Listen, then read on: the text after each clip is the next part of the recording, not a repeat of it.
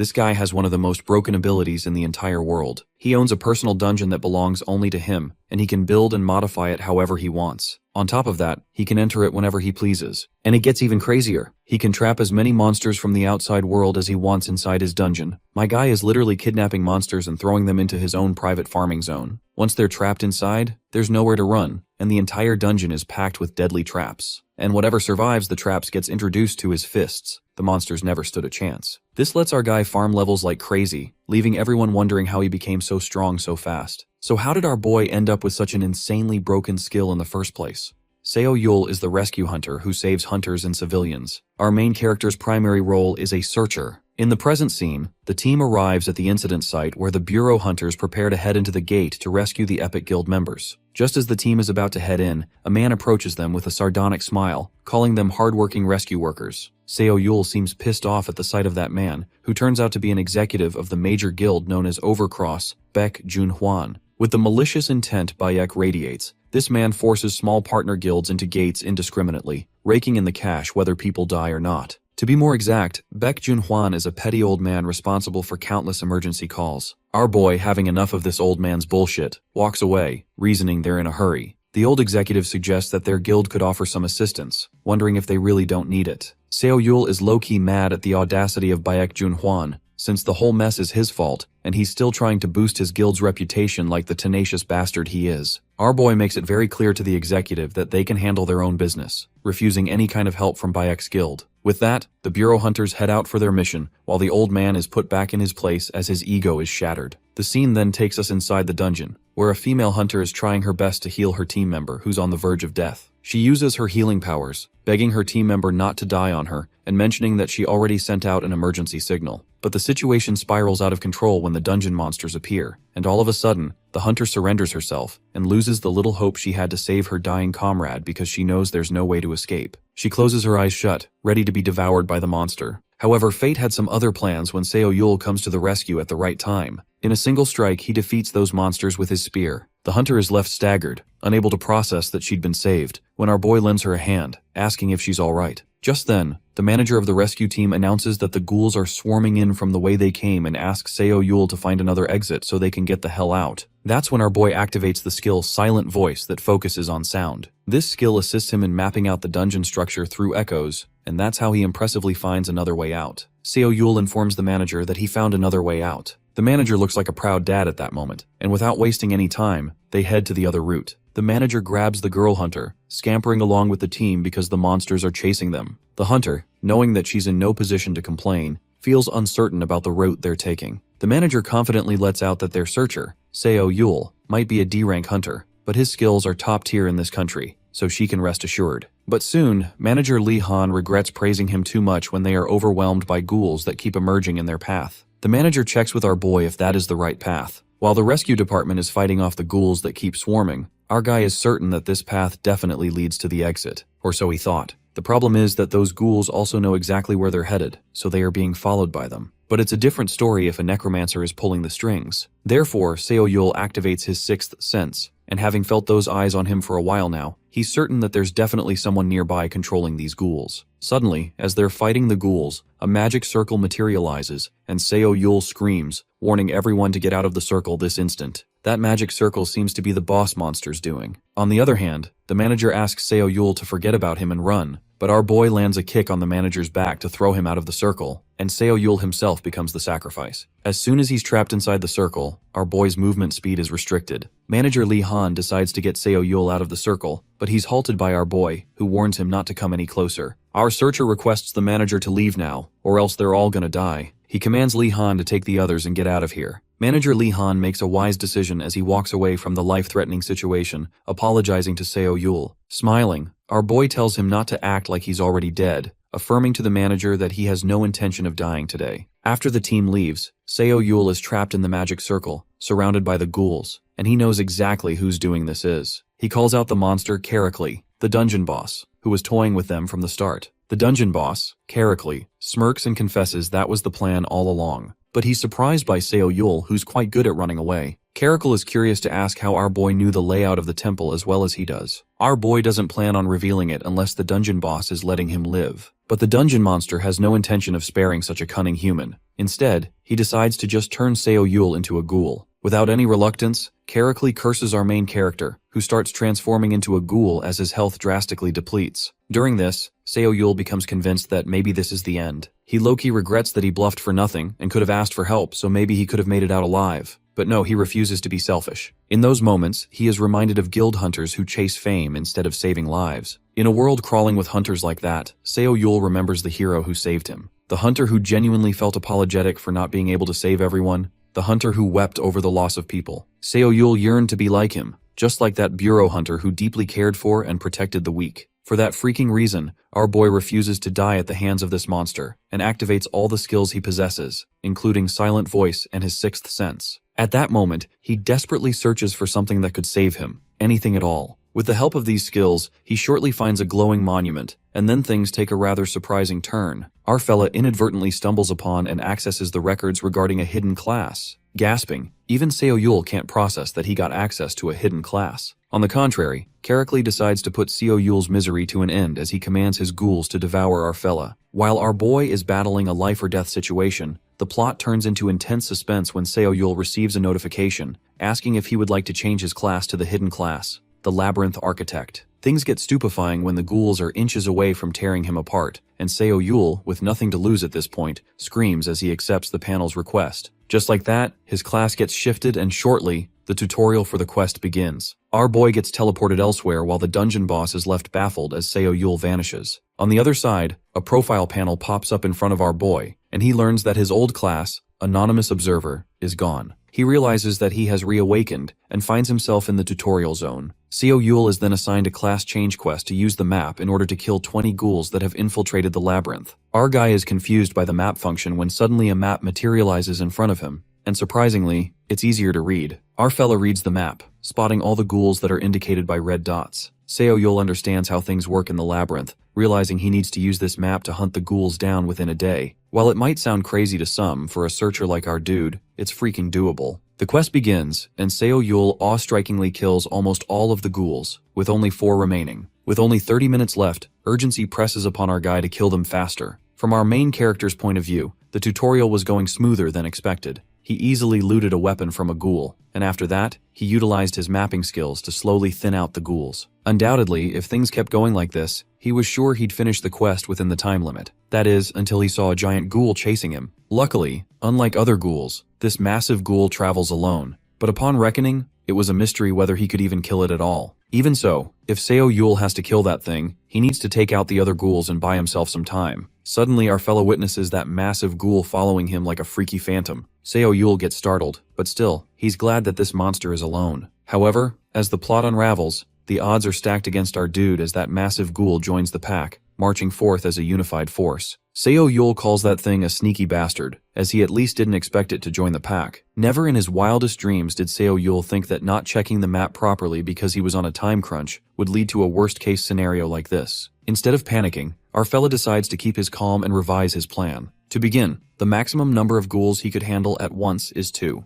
Therefore, he needs to get out of there since there is a freaking army of ghouls coming at him. The biggest impediment at the moment is that he's surrounded, which means he has to break through the monsters. But no matter how much our fella thinks about it, he's stuck in a checkmate situation, and he's trapped regardless of any path he chooses. Freaked out, Seo Yul thought he could do this, but he underestimates himself, thinking that it's the limit of a D-rank hunter. But from a rational point of view, the situation is absurd to begin with. He's facing an uphill battle by being inside this tutorial just to become a labyrinth architect. Those thoughts act as an adrenaline rush as our boy yells like a maniac, making himself recall that he didn't come all the way here to roll over and die. He activates his sixth sense and fortunately stumbles upon a spin block by linking his sixth sense skill with the map. He's now able to use the spin block through the map. Seo Yul spins his location on the map, which makes it easier to kill the ghouls. Our guy ambushes the monsters using the spin block, moving through spaces like he's invisible. Just like that, he kills the ghouls one by one, and then comes the massive ghoul. Seo Yul strikes that big guy, aiming straight for the neck. However, the giant ghoul grabs his face, but our fella already made it clear that he has no intention of dying.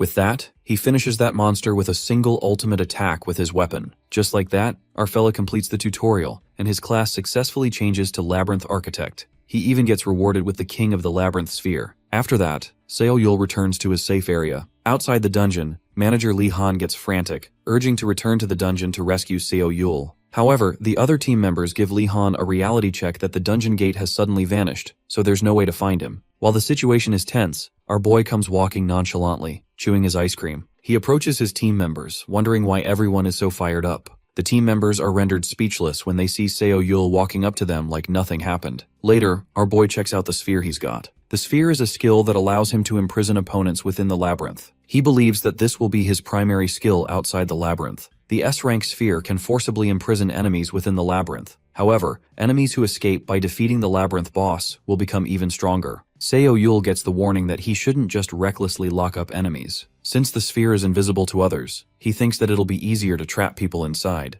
But in order to survive against the strongest enemies he'll face in the future, he'll need to fill the labyrinth with more monsters, and stronger ones at that. Now, it goes without saying that the only way to stock the labyrinth with monsters is to kill enemies inside it, and activate the King of the Labyrinth skill. This ultimately means that Seo Yul also needs to get stronger. Just then, his moment of contemplation is interrupted by a girl, Yeon-hee, who also happens to be his neighbor. Yeon-hee's mom asked her to give some apples to Seo Yul, and they happen to run into each other. Our fella freaks out after seeing the dozen apples, wondering if it's okay to give him this many. The girl tells Seo Yul to consider it neighborly affection from the past 5 years. As they're walking, our guy asks Yeon-hee about her school, and she responds, saying that school life is always the same. Suddenly, they're distracted by a commotion nearby. A lady panics frantically, asking the police to rescue her daughter who's still in a hotel room. While Yeon-hee is confused since there's no fire in the hotel, our guy witnesses a dungeon break emerging above the hotel. It is known to us that when a gate is neglected for an extended period of time, the monsters inside break through and emerge into the real world. Seo Yul hands those apples back to Yeon-hee, assuring her that he'll take them later. The girl questions the sudden change, and our boy reasons that he has to go to work for the rescue department. Without any second thought, our hero barges into the hotel, but he gets halted by a police officer. Seo Yul shows his rescue department card, but the officer wonders why he's alone.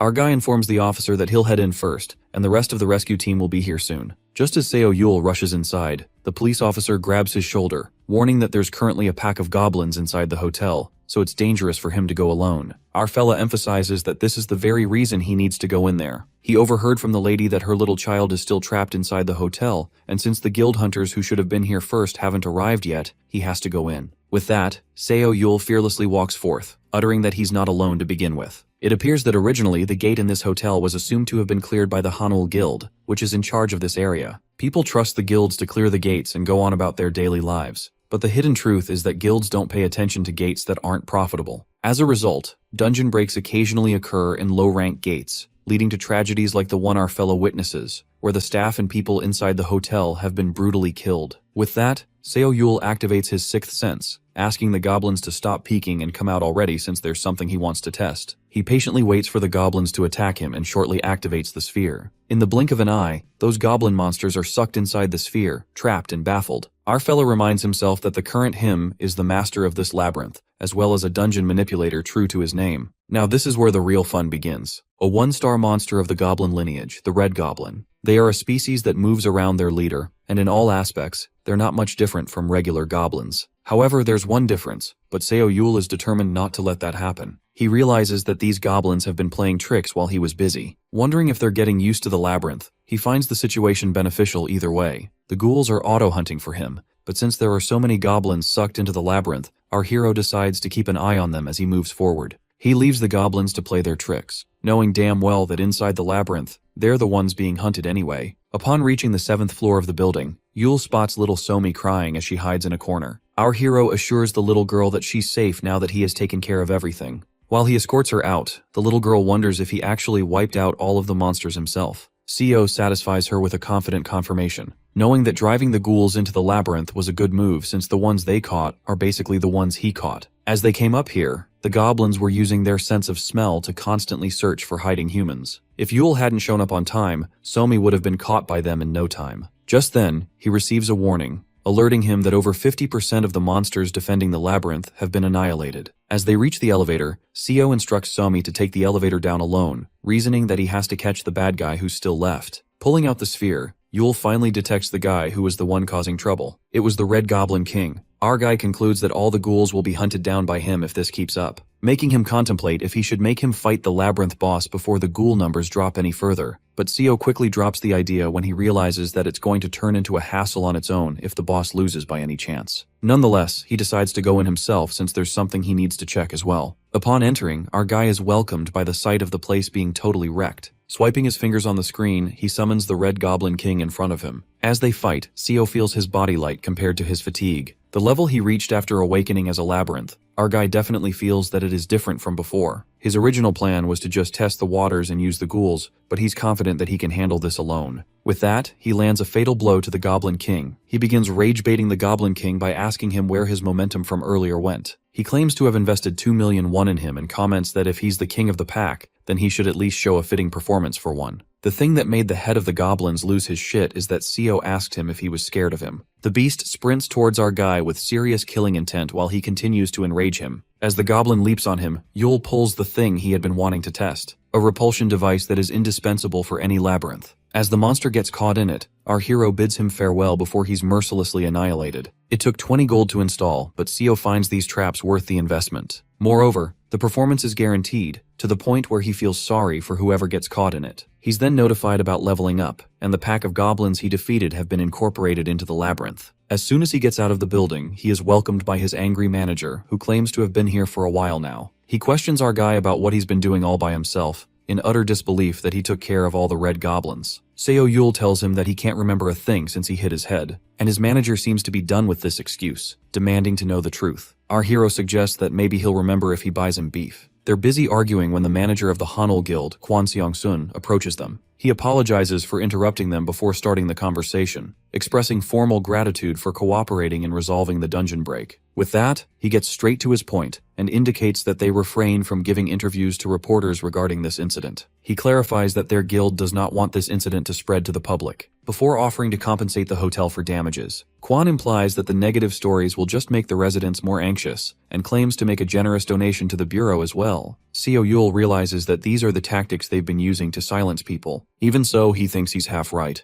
Unlike the bureau hunters, who are mostly made up of D-rank hunters, guild hunters have a broad composition ranging up to S rank. Because of this, most people naturally place more trust in the guild hunters who hold immense power and believe that they're the ones who will protect them. It pisses Seo off how the guilds exploit that trust, but he knows that this is reality and he can't change it on his own. With a sarcastic tone, he claims to understand him completely before placing his hand with pressure on his shoulder. Our guy didn't plan on making a big deal out of it in the first place because even if he did, it would just get buried quickly once the Hunter Association stepped in, and it wouldn't do him any good to draw more attention to himself anyway. However, he thinks that it would be unfair for him to let it end like that. Therefore, suppressing the urge to beat the shit out of the guy, Seo states that he might have to keep cleaning up the crap the guild hunters leave behind from now on. So in order to compensate for that, our hero demands 10 million won for the donation, hoping that they would at least donate this much. Kwon Seong is blown away as he hears that in utter disbelief. After handling the hotel dungeon break, Seo Yul received 2 days of vacation. He solved the problem all by himself and even extorted money from the guild. Hence, it's a well-deserved reward. The only problem is that Yul's co-workers are looking at him weirdly, but he decides not to say anything yet, because if the word gets out that he's reawakened,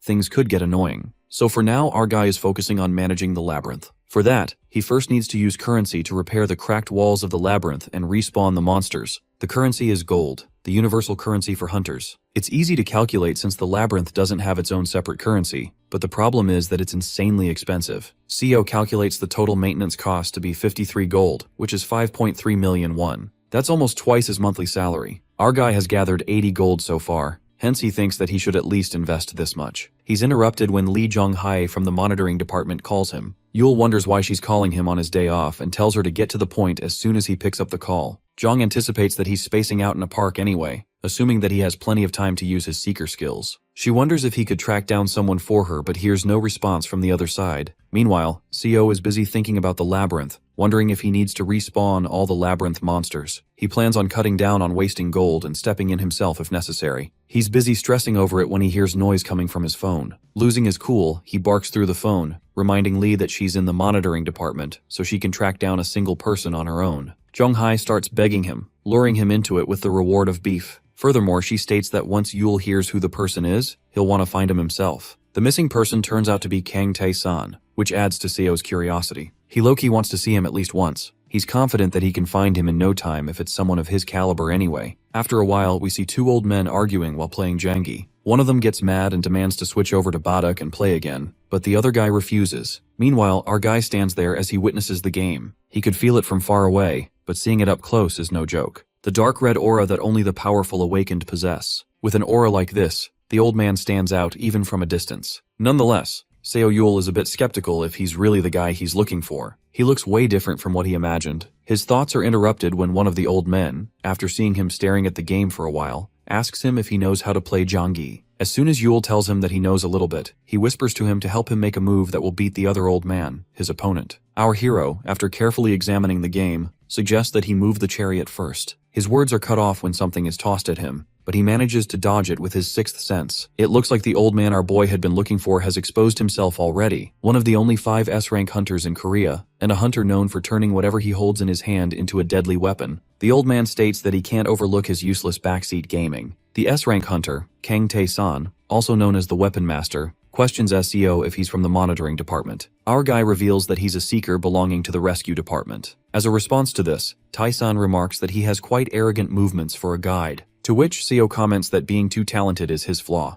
The old man expresses his dislike for that attitude of his when Jong Hye arrives there, calling out for him. She complains about how she's been looking for him everywhere, notifying him that the trainees are gathered so they have to head back. Tae-san gives up as he agrees to go back. Meanwhile, Jong is curious about how Seo found a person that even the monitoring department couldn't find. Our overconfident hero believes that's because he's highly capable, and with that, he's ready to leave. Until the old man calls him out, referring to him as the arrogant brat, and demands he follow him, knowing that he's a bureau hunter as well. It seems that he wants to verify the arrogant mouth of Seo himself. After a while in the training center, Tae-san reveals that every awakened has their own maximum capacity. It means that no matter how hard a C-rank hunter tries, they can never escape being a C-rank. However, the system cannot define everything because martial arts cannot be fully captured by mere numbers. In other words, the old man means that you can become stronger depending on your weapon proficiency, and that's why the bureau hunters are gathered here today. Among them, Seo Yul stands there unfazed, low-key wanting to go back and figure out his labyrinth. Beside him stands An Si-woo of the monitoring department, who has been receiving Tai's training for 4 months now. Turns out, he's one of the few B-rank hunters in the monitoring department. The old man lets him know that he has potential, and that's exactly why he's standing here now. To test him out, he proceeds to ask him one question, which is what he thinks is required to properly wield the sword he's holding.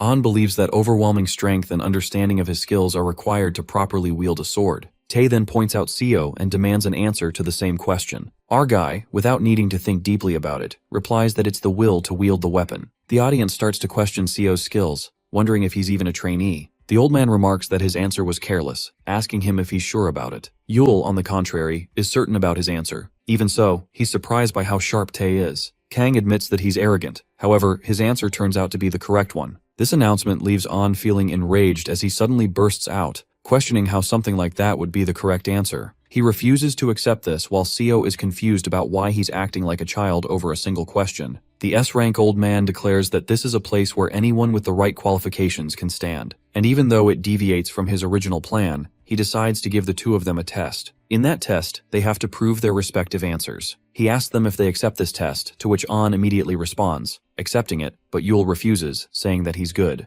Tae-san believes that he has no choice but to choose the large young man as planned. However, Seo is forced to reconsider his decision when the old man reveals that passing his test means becoming his disciple. Our guy realizes that he has the chance to become a disciple of an S-rank hunter, which means that he has a chance to become stronger and rise to a high position. Kang wonders if our rookie is feeling a bit motivated, to which Seo gives him a challenging look, letting him know that he's feeling motivated more than enough. In the test, both the competitors have to utilize the skill passed down by Tae-san and smash as much of the ether stone in front of them as possible. The one who prevails there will become Tae-san's disciple. Hearing that it's an ether stone, a stone imbued with magic power that can only be found in the temple, Seo is reminded of how only the powerful awakened can break it. He's confused about what the old man means by passing down a skill, but then he shrugs any doubts off, determined to win at any cost because this opportunity is his. Tae-san announces that he'll be passing down his skill from this moment onwards, warning them beforehand that if they fail to feel anything, they will be disqualified immediately. As the passing down of the skill commences, Seo is unable to breathe due to the ridiculously overwhelming power. On top of that, this is just Tae-san's aura that they have to endure to receive the skill.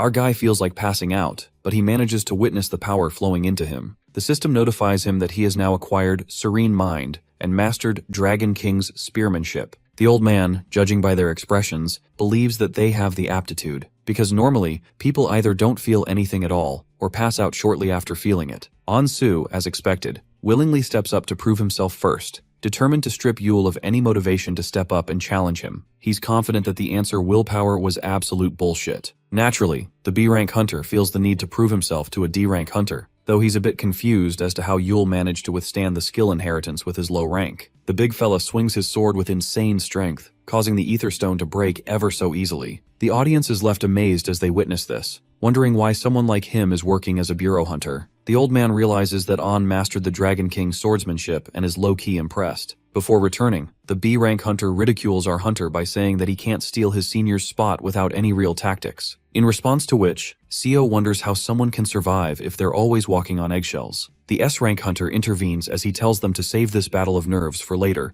before calling Yule out since it's his turn next. Seo is aware that even though he talked back, An is definitely stronger in terms of pure power. However, this challenge is not simply about strength but rather about proving their answers. Moreover, Yule's answer was the correct one. He admits that he answered casually, but that's exactly why it is his definite answer. He thinks to himself about the reason he needs to wield the weapon, and the answer to it is already decided. That is to become like the person who saved his life, to feel the same hope he did. That's why Seo became a bureau hunter in the first place. To achieve that goal, our guy has to become much stronger than he is now. Keeping all of that in mind, he utilizes the Dragonfire Heart Piercer and absolutely smashes the Ether Stone, leaving everyone there, including the B-rank hunter, utterly speechless. Our fella casually apologizes to his opponent, saying that he's going to steal his spot after all. The old man advises that no matter what you hold, you must know yourself to unleash its true power because weapons and skills are merely tools. With that, he lets Seo know that he's his disciple from today, and everyone in the room starts rooting for him. On the other hand, we see Yeon-hee being dragged out of her house by a group of bullies. Among them is one of her classmates who pretends to feel bad for her before questioning if she really wanted to help her friend that badly. Nonetheless, she advises Yeon to be careful about who she's dealing with before stepping in. It appears that the poor girl messed with one of their group members called Jin Tae. Jin informs Yeon that she has no friends to help her now because her friend took a dive off the roof herself and is in the hospital at the moment. Yeon-hee gives him a deadly glare, to which he slaps her brutally, warning her not to look at him like that. Just then, a B-rank hunter shows up there, addressing Jin as his young master. Seeing him there, Jin orders everyone to get ready to leave, making sure the girl doesn't run away. The B-rank hunter wonders where they're going, to which the arrogant brat reveals that they're going somewhere empty, so that they can play to their heart's content. Meanwhile, in the rescue department's building, Jong Hae congratulates Seo on becoming an S-rank hunter's disciple. Furthermore, Taeson even told him to pick any weapon he wants. But looking at the weapon he picked, which is a spear, Jong wonders if that'd be enough. Yule is confident that this one weapon is all he needs because there was nothing better than this in the vault. Jong stretches as she rants about it already being past her clock-out time, while Seo is confused if the monitoring department counts just watching from the back as actual work. As they reach near the office, there seems to be a lady who persists in seeing our hunter. She looks desperate and worried. The guard tries to stop her, saying that civilians are strictly prohibited from entering. He suggests that she call him, and that's when Seo walks up there, wondering what's the matter. The lady grabs his shirt as she reveals that their Yeon-hee was dragged away to the yellow belt. Yule's expression changes into an angry one as he questions who took her. As Jin Tae and his gang walk further into the woods, they start to worry if it's safe for them to come this far. But their so-called boss couldn't care less since they have a B-rank hunter with them. Moreover, the arrogant brat wants to check who would win if Yeon-hee fought a monster. He casually throws his hand on Yeon's shoulder, curious to see if she's scared. In order to calm her down, he lets her know that the monsters here are weak. Hence, if she fights with the same energy she used to slap him, she'll easily win. Yeon couldn't take it anymore, so she tries to run away after shoving Jin away. Knowing him, she's sure that he will make her fight, and so, in order to live, she tries to think of different ways to escape. Unfortunately, she's caught by the B-rank hunter, who makes her trip to the ground while she continues to scream for help. Her classmate suggests that she save her energy as there's no one here but them who'll hear her screams. Suddenly, they sense something coming, and the B-rank hunter warns them to step back. That's when the Gooner party gets ambushed, killing one of the girls. Jin is left shaken when the B-rank hunter warns that he should run back the way he came immediately. Turns out they're attacked by a stinghawk. Meanwhile, Seo, who's inside the yellow belt now, is on the phone with Kang Jong-min of the combat department. Our hunter thanks him for listening to his unreasonable request, while Jong-min advises him to take care of himself as he's going all alone. After cutting the call, Seo analyzes his surroundings, only to realize how miserable this place looks. The Yellow Belt is a sealed-off zone where the area became uncontrollable after a dungeon break. The monsters in this zone aren't very strong, but it's said that they're clever, making it hard to deal with them. Now that Seo has fought them himself, he judges that there's just a lot of them, but they're weaker than red goblins. Still, for a non-awakened person, this will be hard to survive for long. That's why Yule is determined to save Yan-hee as quickly as possible. Just then, he's attacked by a group of stinghawks. Having no time to deal with these things since they just keep rushing at him, Seo generates a sphere. The stinghawks summon more of their members, and as they chase Yule, he drags as many into the labyrinth as he can. Though the situation gets a bit dangerous because the labyrinth monsters rapidly start dropping in numbers. Our hunter realizes that he can't drag any more into the labyrinth or else it will collapse. But it's not a number he can face alone either. That's why Seo is left with no choice but to resort to that method. He drags all the stinghawks into the labyrinth and floods it with water by kicking the sphere into the lake. Our fella mourns over the fact that he'll have to repair the labyrinth yet again. This is exactly why he didn't want to use this method. However, his plan works successfully as his surroundings quiet down. On the other hand, Jin-tae along with the others struggle to survive against the stinghawks' attack. While running, the arrogant kid questions the B-rank hunter why he can't deal with these things despite his high rank. The blue-eyed hunter confesses that there are too many for him to handle alone, to which he's told to shut it as they're already lost and him being a B-rank isn't helping them at all. To their surprise, the stinghawks appear in front of them, blocking their escape route. The B-rank hunter struggles to take on even a single one of them when it's killed abruptly by someone else. The guy turns out to be none other than Seo Yule, who questions if they are the ones who dragged Yan-hee here. Jin cries out, wondering who the hell this guy is until Seo reveals that he's a bureau hunter. Yan-hee rushes to his arms as soon as she sees him, while he teases her about seeing her cry for the first time. The arrogant brat calls our bureau hunter out, ordering him to lead them to the exit immediately, and offers to pay him whatever he wants once they're out. Yan, after wiping her tears, tells Seo to ignore that piece of trash and leave, but Seo has some other plans. He apologizes to Yan before knocking her out, deciding to wrap it up quickly and get her home safely. Jin gets worried about what the hell he's doing, to which Yule confesses that he's about to do something he'd rather Yan didn't have to watch. The brat threatens Yule with his family's influence, but Yule being a bureau hunter is well aware of who he is. To prove himself, Seo starts opening up about Jin's family background. Turns out Park Jin-tae is the son of Supreme Court Justice Park Bum-jin. School violence, theft, and every other crime in the book has been committed by him, and he just pays his way out of it.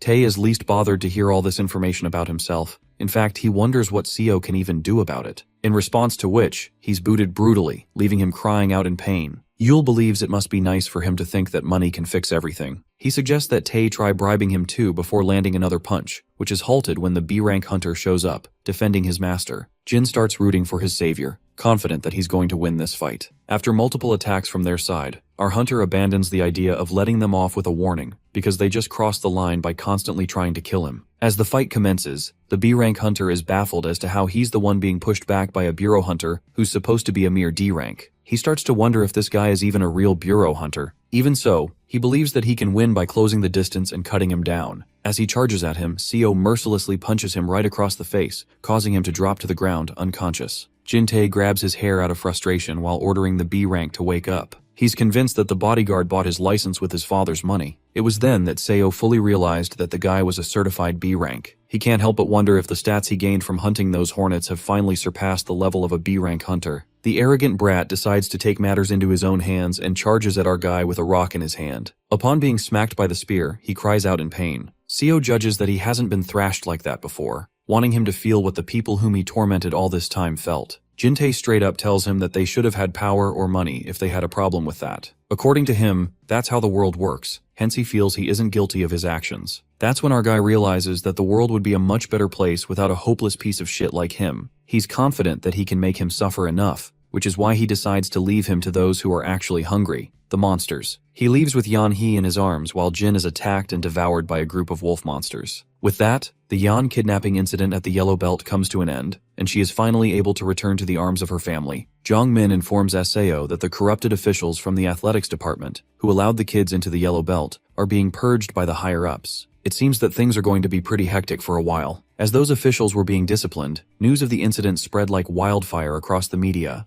The incident was eventually settled with the resignation of the Supreme Court Justice, Park Bum-jin. Later, Seo is given an elimination quest to hunt down the Queen Hornet and the apex of the Hornet Swarm within 30 days. He recalls the Queen Hornet being the one he saw outside of the Yellow Belt, and he is pretty sure it was her. Since she's protected by her swarm, she won't be an easy target. but our hero wants the challenge. Now that he knows how powerful the Stinghawks are, that they alone have enough power to tear through a labyrinth, he assumes that the queen at the top of the hierarchy must be even more formidable. With that, he announces that he's heading out early when the manager shows up. He's happy to see Yule so active, but wants to make sure that he finishes all of today's paperwork before leaving. Our guy sprints out of the building without responding, which clearly shows that he didn't finish it. He's focused on becoming stronger. He has 1 month until the Queen Hornet's quest expires. The swarm will expand its territory during that time, which means he needs to make sure that he's fully prepared as well. Upon reaching the temple, he's told that he's late by none other than the S-rank old man, who instructs him to get inside as they're starting his training immediately. The master decides to begin Seo Yule's training right away. Our fella learns that he's the direct disciple of this old dude who's the master. The master tells Seo Yule not to let it get to his head, because even if he's a direct disciple, there are still 2 others above him. Besides, the amount of training our dude has ahead of him is a literal mountain. Shortly, our boy partially meets Gun-si as their eyes meet. The master proceeds to show Seo Yule the jawbone of an iron fiend, a unique variant. A unique variant is a mutant or a one-of-a-kind monster that exists nowhere else in the world.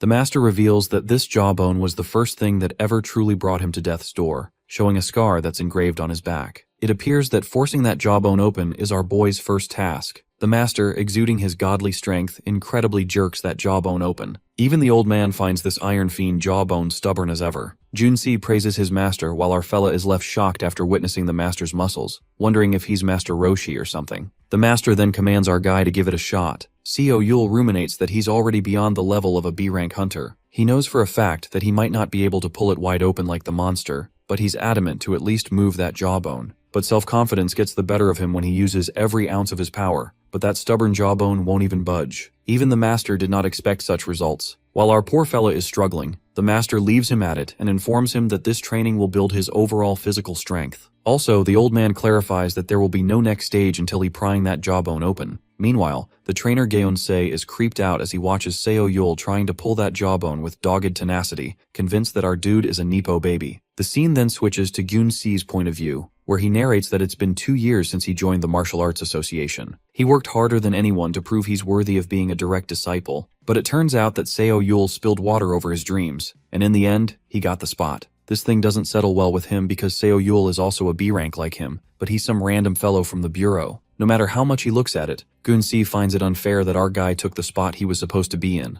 Though he recalls how hard-working our boy is, who happens to be cleaning the temple, Gun-si is surprised to see his junior up so early. Seo Yule reasons that even on a day off, he's got to stay on top of things. Our boy, bringing out his amiable nature, pats Gun-si's shoulder, suggesting to him that he can speak casually with him. Looking a bit hesitant, Gun-si lets out that they can't exactly do the same. He then asks Seo Yule if he cleaned the gym himself. While our boy nods and says that he swept the gym since it was looking a bit dusty, Gun-si tells him not to do it next time, since it makes the rest of them look bad when the direct disciple is doing chores. Well, our fella doesn't find a problem cleaning this. He assumes that there shouldn't be a hierarchy for stuff like that and elucidates that he had enough time to clean. Seo Yule clarifies that just because he's a direct disciple, that doesn't mean he wants to dump his work on others, reminding the guy that they're all here to get stronger together. Gun-si is left speechless, and low-key, he finds our guy a bit annoying. After this encounter, Gun-se keenly observes Seo Yule. He notices our hero showed up every single day for 2 consecutive weeks, staying later than anyone else to train. Despite being the direct disciple, Seo Yule never once threw his weight around or looked down on them. Also, he gets along with everyone else, yet trains like a total psychopath. For this very reason,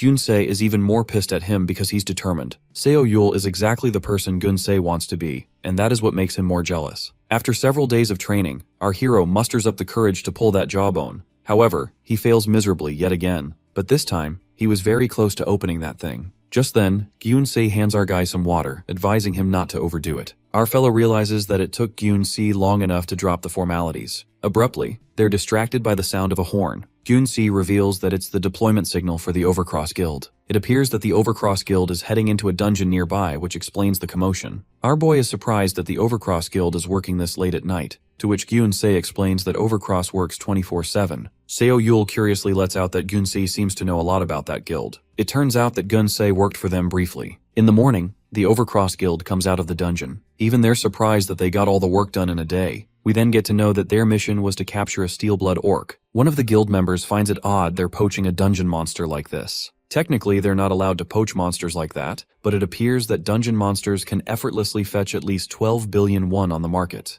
The guild member highlights that salaries don't grow on trees, so they play it smart and get paid for selling stuff like that. Just then, a member shows a tribe necklace he found in the dungeon, asking his senior if it's worth anything. As they're busy chattering strangely, that steel-blood orc makes some movements, signaling some impending danger. While the guild member throws that necklace away, calling it a piece of junk, the giant orc is ready to wreak havoc. Later, a tragic incident occurs, and the rescue department saves the hunters that were injured. Since they're done here, manager Lee Han asks Seo Yul to head back, but our guy seems to be heading straight to the association. The manager insists he come with them since they're having a team dinner. Our fella immediately refuses, reasoning that his master is away today, so he promised to look after the other students. Suddenly, there's an announcement calling out all the emergency teams. It turns out that a 3-star monster dungeon that was being transported illegally has broken loose and is currently on a rampage. To make matters worse, the incident location happens to be the Korea Martial Arts Association. At the Korea Martial Arts Association, the dungeon orc has already ravaged that place. The students of the association run for their lives, but the worst is yet to come. That orc barges inside the temple, causing destruction. Gun-Si happens to be halting that orc, which puts his life on the line. The scene then switches to Gun-Si's point of view. It takes us back to the days when he joined the Overcross Guild, where he truly believed that he was a genius. He justified it by telling himself that exploiting sub-guilds was the natural right of the strong. But the reality hit him hard when he learned that he was just another replaceable cog in that machine. It was only then that it truly occurred to him how cruel the world actually is. Even so, he refused to believe the world is completely rotten, just like the person who saved his life. Gun-Si wishes to be like that person,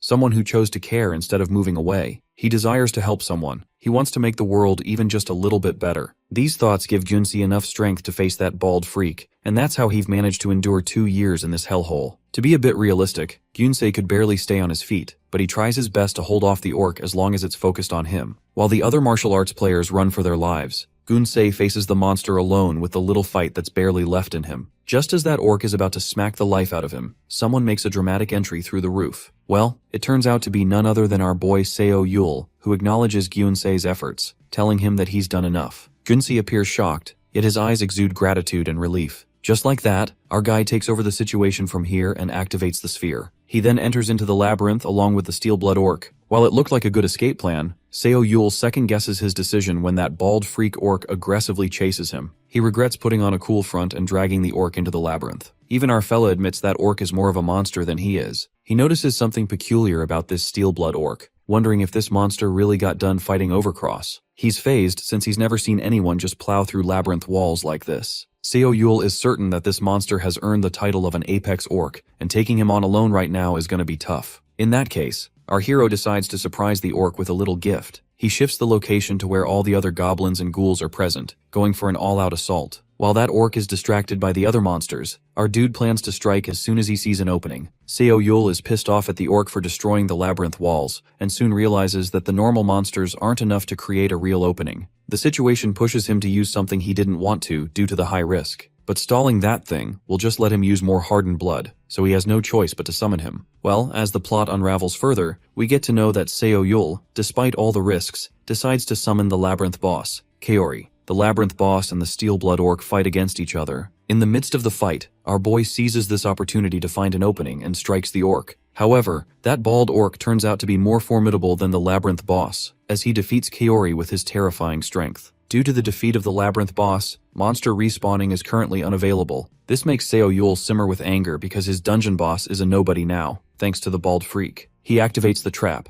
Hail of Steel, which sends an array of steel arrows towards the orc. As the arrows pierce through the orc, Seo Yul charges at the monster with the spear and gets away. He then activates another trap known as the Spike Ceiling, which is the ultimate deadly trap. The spike ceiling plummets right onto the steel-blood orc, ripping it into pieces as the blood oozes. Luckily, our fella stacked all the traps in this area of the labyrinth, and that by chance turned out to be the most impeccable idea ever. Just then, Seo Yul receives a warning about the labyrinth getting dissolved if durability drops below 60%, or if all the monsters are eliminated. Our boy knows that losing a boss is a huge hit, but he would have been toast without this place. Unluckily for Seo Yul, trouble just keeps finding a way when suddenly the ground beneath him rumbles, and that bald freak orc breaks through the wall. The orc frantically comes attacking, and the panel warns that it's beginning its final struggle. Seo Yul has to admit that orc has got some grit. Given that this monster is about to bring the whole roof down, he decides to take him outside the labyrinth. The scene then switches to the Korea Martial Arts Association, where Gun-Se, gravely injured, manages to evacuate all the students. He wonders where Seo Yul disappeared to, and just seconds later, a hole materializes, radiating a blinding flash. While Go-eun-se couldn't see the sphere, he could sense a sudden surge of mana in the air, and the next thing he knows, he witnesses Seo Yul and that steel-blood orc sparring. The steel-blood orc is truly a powerful opponent, but our boy is kinda surprised that he's able to keep up with the orc's attacks, maybe because it's exhausted now. Seo Yul conjectures that the monster's attacks are actually heavier than before,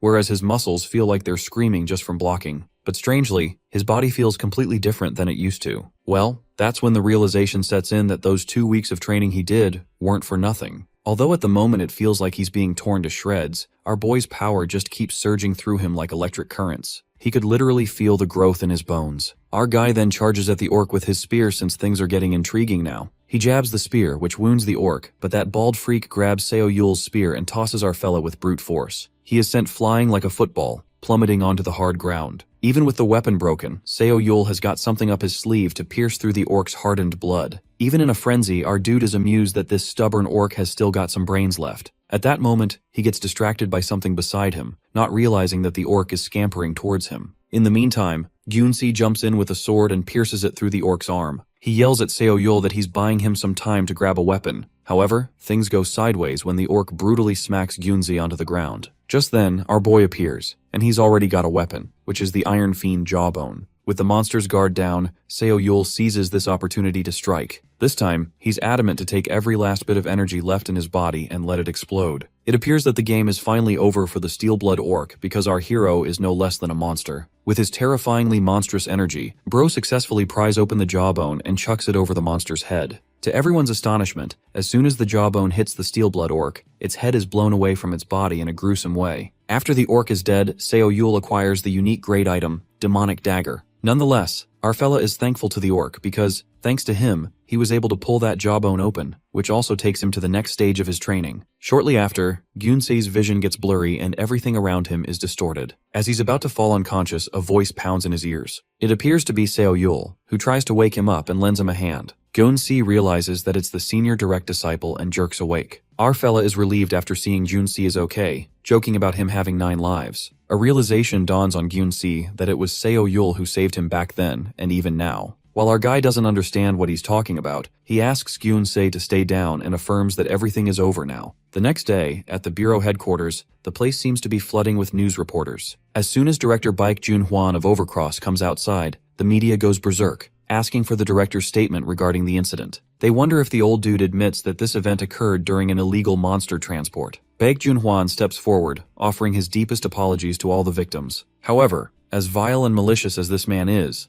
he lies through his teeth and claims that the Steel-Blood Orc is a monster of immense research value. Hence, their only purpose was to bring that monster to donate to the Bureau, despite the risks involved. The cunning director refuses to comment any further. In the meantime, a reporter spots Seo Yul, who's known as the Soul Rescuer. The reporter's attention diverts to our hero, questioning how on earth a D-rank hunter was able to take down an orc. But manager Lee Han grabs our guy, saving the interviews for later. Just then, a fat-ass reporter starts blabbering and blames the incident on the Bureau, since it exists to prevent incidents like these. Our guy gets pissed at the guy for spewing such nonsense, but the manager tells him to ignore him since these YouTube guys take money from big guilds to post biased trash. So responding to that shithead is just a losing game. Seo Yul can't believe that they're really playing every dirty trick in the book, which makes him lose his nerve. That's when our guy chooses violence and goes up to that YouTuber who's on a live broadcast. He decides to say something in real time and, going on a rampage, Seo Yul asks that shithead reporter if it feels good to get paid to wipe their asses, referring to all the big guilds. Boiling with rage, our dude fearlessly points his finger at that bastard Beck and confesses that the rescue department constantly cleans up their messes while these guilds leave their shit behind. Right at that moment, the air crackles with intensity, and everyone is rendered speechless. Seo Yul ends his ranting session by calling out director Baek Jun-hwan, asking if he said the right thing. Just then, manager Lee Han pulls our fella by his hair, running from the scene after declaring Seo Yul as a sick guy who's just talking nonsense. Meanwhile, director Baek hides his murderous intent and checks with his manager if Seo Yul is the same brat who mouthed off to him before. The manager nods, confirming that it's him. He calls Seo Yul a new puppy who doesn't know to fear the tiger. Director Baek, having enmity towards our boy, commands manager Oh to crush that little bastard. Later, in the bureau meeting, the live broadcast goes viral, and ever since then, news about Supervisor Seo Yul has been flooding every media outlet. Manager Lee Han appears kinda embarrassed, admitting that his member spoke without thinking. Even so, he believes that any disciplinary action would be excessive. The manager states that the big guilds are clearly at fault, and it's obvious these videos were staged. Plus, there are plenty of articles that are praising Seo Yul too. Whatsoever, this doesn't sit right with Director Baek as people are talking about the video, whether staged or not, and it's coming from all sides. The director believes that it's only right Seo Yul gets punished, but manager Lee Han speaks in Seo Yul's defense and says what's meant to be said. He furiously lets out that punishment should go over to the Overcross Guild, or the people who were supposed to manage them. Since Lee Han threw shade at Baek Junhwan, the director loses his cool, because the rescue department manager clearly suggested they were incompetent. While the conversation between the two escalates into a heated argument, the director of the bureau steps in. Park Gwang-soo confirms from manager Lee Han if Seo Yul's recent rescue success rate is 100%. If that is the case, the director makes it clear that they can't afford to lose a talent like him. He believes that even if they realistically rely on the help of large guilds, they must maintain the dignity of the bureau. Upon hearing this, Baek Junhwan wonders if the bureau director has a plan. The director of the bureau is amused by the trick the media and large guilds have played, so even if they can't pay them back in full, they should respond accordingly. Later, our boy gets called up to Director Park Gwang-soo's office to discuss something important. The director brews some tea for him and Seo Yul compliments him, saying he could open his own cafe. Park Gwang-soo then cuts to the chase. He asks out of curiosity that if Seo Yul were to retake the rank test, what rank he'd get.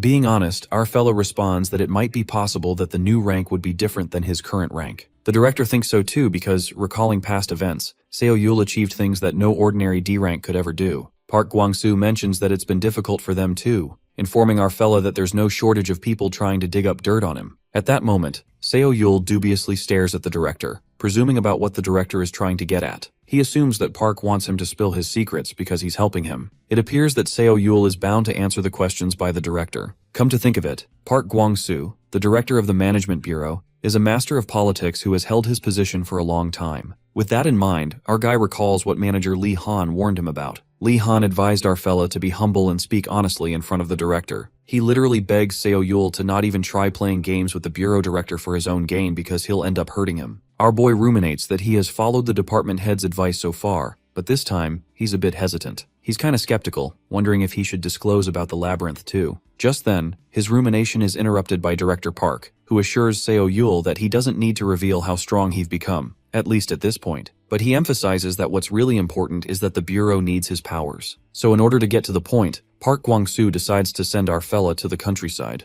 Later, director of the Overcross Baek Junhwan gets done with the investigation quicker than expected thanks to the surveillance department. He then walks with coordinator An Si-woo, asking him what he thinks about Hunter Seo Yul. Coordinator An feels it's pointless to comment since they're in different departments. Instead, he curiously questions Baek why he cares so much about a mere rescue worker. The director's animosity towards Seo Yul is pretty evident when he utters that there's nothing more annoying than a pest right in front of his eyes. Upon hearing this, the coordinator realizes that hostility is the reason Baek is kicking our dude out to the countryside. Baek Junhwan tells the coordinator to watch his mouth and clarifies that all he wanted was for Seo Yul to take a long, hard look at himself. Before their conversation could resume any further, our boy barges out of Park Gwang-soo's office. Director Baek calls him out and expresses that fate keeps bringing them together, even though they both loathe each other. Baek then discloses the news about Seo Yul being sent to the countryside, since he couldn't wait to keep this great news a secret anymore. While Coordinator An freaks out at the sudden disclosure, our fella feels it's odd that the official notice isn't out yet, so that's pretty quick for an outsider. He questions Baek if he's stalking him or something. Nonetheless, Seo Yul assures the director not to worry about him. Plus, it's just a 6-month dispatch. Smirking, Baek Junhwan is surprised to see him being so optimistic. He then goes about mentioning how the bureau only dispatches the department head or higher, accentuating that the bureau is only getting rid of Seo Yul. As the director tries to humble our boy and tells him to face reality, our fella drops another bombshell that even Coordinator An is unaware of. He reveals that he's been promoted from 8th to 6th grade, proudly announcing that he's a senior officer now and getting a double promotion at that. Seo Yul rubs this promotion into Director Baek's face, leaving him utterly speechless. To piss off the old man even more, he points out how Baek Junhwan doesn't seem happy about his promotion, noticing it by the deadpan expression on his face. The director tries to keep his hatred all bottled up and congratulates him. It's just that he didn't expect that the bureau just hands out promotions to whims like Seo Yul. While that old man straight up mocks our boy like that,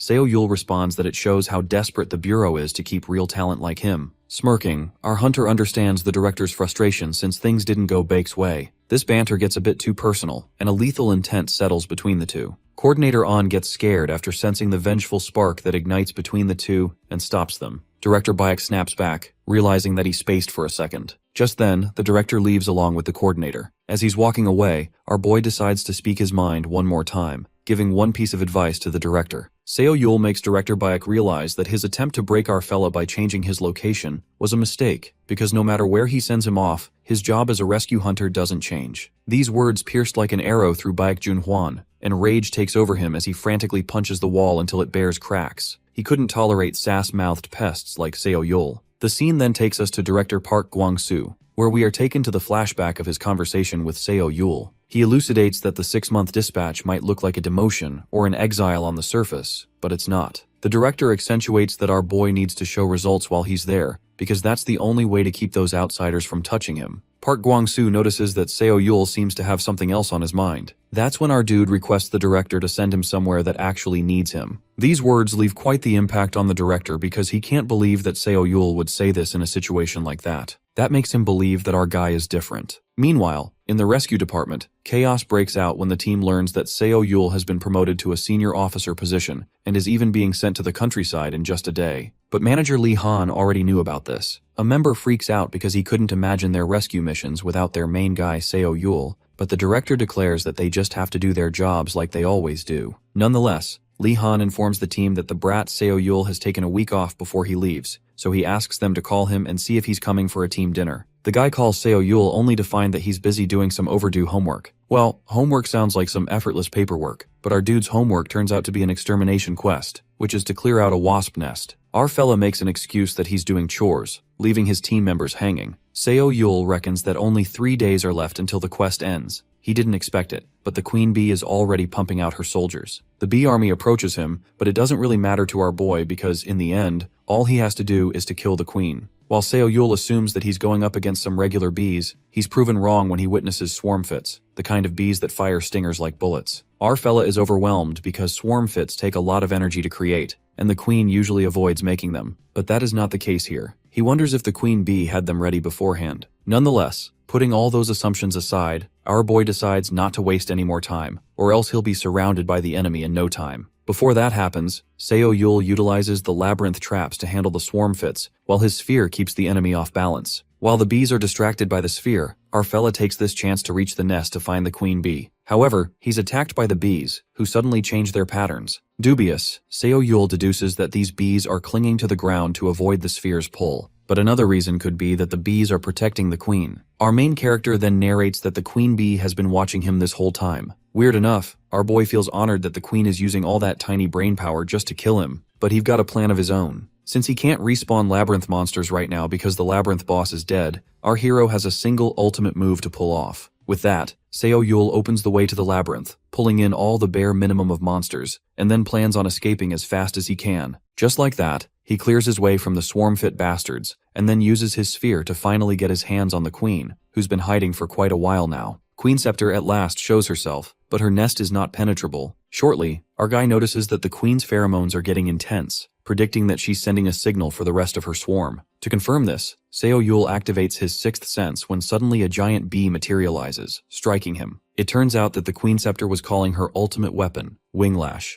Winglash chases after our boy like a possessed psycho. Freaking out, Seo Yul didn't think the queen would actually breed one of those gluttons, supposing that she must be really desperate to stop him. But on a positive side, our hero contemplates that if the queen bee has brought her last resort, which is Winglash, this means once this guy is gone, the queen will be wide open. Seo Yul strategically positions himself to send that bastard Winglash inside the labyrinth. However, his attempt goes futile when Winglash cuts off its own arm to escape the sphere. At that point, our boy faces a major conundrum because there's no way to defeat Winglash and the queen, who have become a pain in the ass. After countless attempts, Seo Yul's ultimate plan takes a complete 180-degree turn. Things go off script because as his final resort, he had to trap Winglash and the queen in the labyrinth, which is basically his domain. Our guy advises those two that he wouldn't dare to move if he were them. but his dumbass realizes that there's no point in talking to monsters anyway, convinced that he's losing it. It appears that Seo Yul renovated the labyrinth, which means he could set traps wherever he wanted, in any path. So just as the bees attack him, he activates the steel rain trap to send a rain of steel arrows their way. However, Winglash, living up to his name, evades the arrows, and he remarkably protects the queen and the nest with a single flap of his wings. Regardless of Winglash's awe-striking reflexes, Seo Yul's steel rain trap has more to unpack because it occurs that the arrows aren't being shot from just one direction,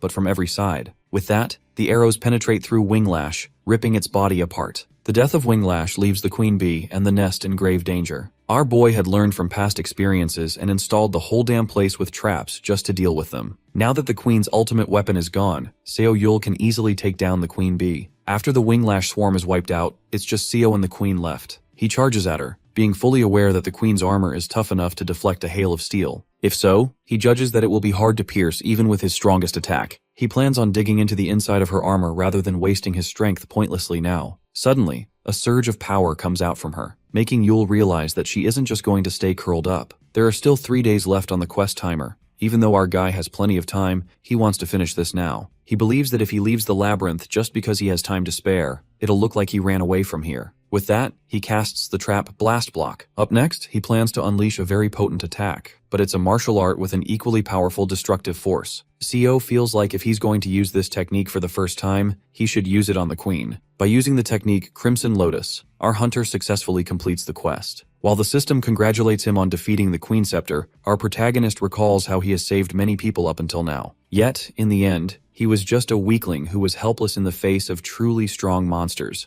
That's why he's certain of it today once again, that there will be no more running away for him. He's notified about the quest reward items being sent to his inventory. The reward he receives is a poison stinger, a rare item with 12% more attack speed. Seo plans on using it depending on the situation, but he is more focused on another item he received, the Queen Scepter's Royal Jelly. Queen Scepter's Royal Jelly alters your constitution to dramatically increase mana sensitivity upon consumption. However, it does have some side effects. When Yul pulls out a trap, mana is automatically consumed. Hence, as the number of traps increases, he needs to raise his maximum mana too. As he takes a bite out of the royal jelly, an overwhelming amount of condensed mana begins circulating around his entire body, trying to burst out. Seo is determined not to let it go to waste after everything he did to get this. He needs to circulate the mana's flow with his breathing as much as possible and force his blood vessels to accept the true chi. With that, our hero successfully transforms into the special constitution. He can feel it immediately that his overall bodily senses have heightened. All this from a single piece of royal jelly. The stats reveal that his mana has increased by 390 points, and this is exactly why he put his life on the line doing these high-risk quests. He can't help but ponder about what the side effects will be, but then he decides to ignore it and focus on it later. After that, he starts incorporating the new labyrinth monsters. The only monsters left in the labyrinth right now are a few red goblins, which makes Seo realize that no matter how strong he gets, there's a definite limit to what he can do completely alone. Hence, he decides to restock on the monsters. A new trap called Lake of Decay is unlocked by defeating the Queen Scepter. If you submerge the corpse of a monster or an awakened hunter in the lake, the corpse's EXP or traits are transferred to a designated labyrinth monster. Which means if Yul targets the Lake of Decay's effect on this beehive, all the eggs will grow stronger at once. The eggs in the beehive have now been incorporated as labyrinth monsters. Our protagonist chooses the egg that looks bigger than the others and makes it the boss, naming it Vespa. He claims he will bring him some tasty prey from now on. Later, we see Jongmin and Seo enjoying the treat given to them by Lee Jong-hae.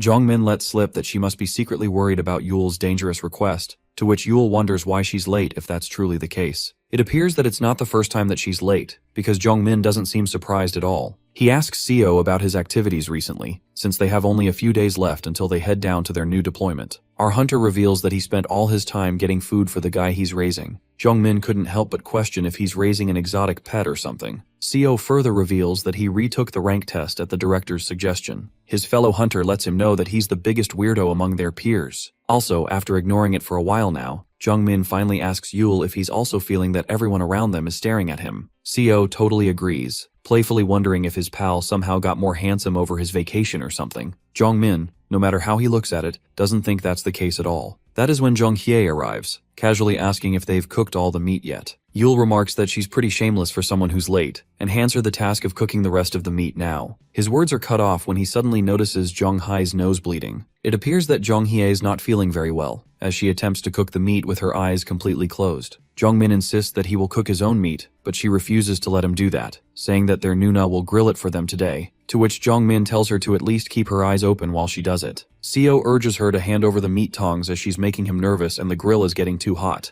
Jong-hye opens one eye to look at him, but for some unknown reason, Seo Yul appears incredibly sexy to her. Not being able to take it anymore, she smashes her head on the table, knocking herself out cold. Our guy gets completely baffled, wondering what on earth is wrong with her and why she's acting like that. At the same time, a woman from a nearby table approaches him, intending to say something, but Seo excuses himself before telling her to call an ambulance for his friend. The woman, without hesitating, asks for his phone number instead, catching him in utter disbelief. He can't help but contemplate if she's actually serious right now given the situation. That's when it finally hits him. First Jong-hye and now this random lady, making him realize that it must be the mysterious side effect he was warned about before. After a while, Jong-hye chugs down a whole can of soda before finally getting back to her senses. She glances at Seo, clarifying that she just spaced out for a second. Jong-min, feeling concerned, tells her to stop working so much overtime at the bureau. Our hunter, on the contrary, being well aware that it's actually his fault, lets out a relieved smile. It seems that the special constitution he gained from the royal jelly, the late bloom peach blossom aura, operates just as a queen bee controls her workers with pheromones.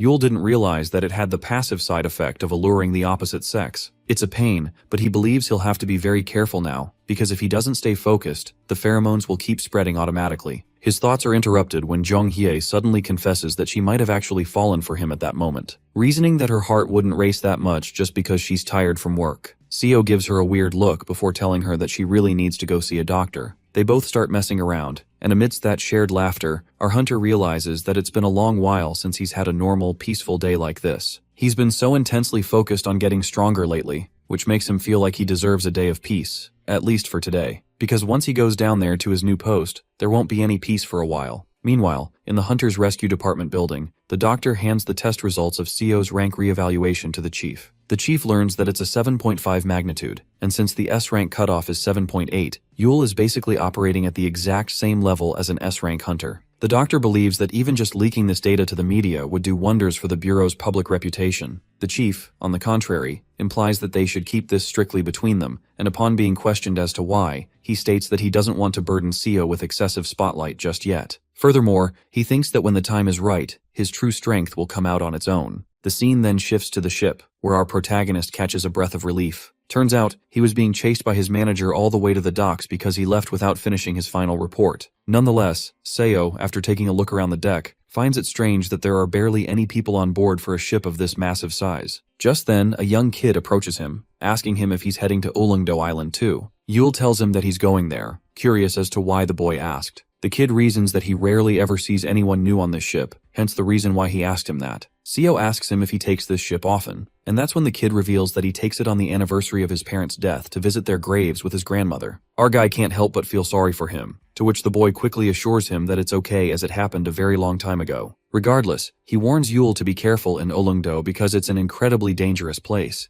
even though he lives there himself. The grandmother then walks up to them asking the kid, Jiho, if he got something to drink, to which he handily passes her her favorite beverage. Seo is surprised to see how remarkably mature the kid is despite his young age. Ulleungdo is notorious for being one of the high-risk zones, where active gates appear frequently despite the land's small size. But there aren't enough awakened hunters stationed there to manage them properly. That's why its safety ratings have been at the absolute bottom for consecutive years. And even government subsidies have reportedly been cut. Despite that, the reason the residents don't leave is simply because it's their home. Suddenly, the vessel is attacked by a giant octopus, and at the exact same time, our boy receives a notification to exterminate the Kraken before it fully awakens from its deep hibernation. The emergency quest comes with strict restrictions, and the failure penalty is also incredibly tough. Our boy, upon learning about this sudden quest, realizes that the system is basically telling him he cannot leave the island area until it's dead. But Seo wasn't planning on leaving anyway, not until he completely solves the problem. Meanwhile, in the Ulleungdo Bureau branch, the performance report for the rescue department is being concluded. The branch manager there, holding a cigarette in one hand and playing cards in the other, learns that there's absolutely no difference in clearance progress from last month. He instructs his assistant to keep it that way and tells him to get right back to work if he's done reporting.